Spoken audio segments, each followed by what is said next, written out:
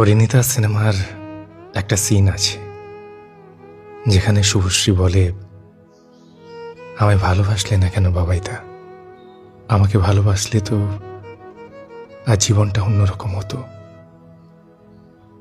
আমার আরেকটা পছন্দের মুভি আছে, ফরেস্ট গাম্প 1994, যেখানে জেনিকে গাম্প জিজ্ঞেস করে, why don't you love me Jenny? I am not a smart man, but I know what love is. কি অসম্ভব মন ভার করা দুটো লাইন। আমরা সবাই হয়তো কাউকে না কাউকে এইটা জিজ্ঞাসা করতে চাই যে, আমায় কেন ভালোবাসলে না? কিন্তু আমরা কেউ জিজ্ঞেস করতে পারি না, কাউকে জিজ্ঞাসা করা যায় না।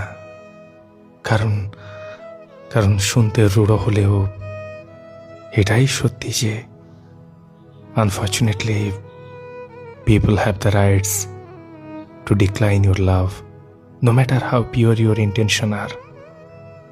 You are not what they want.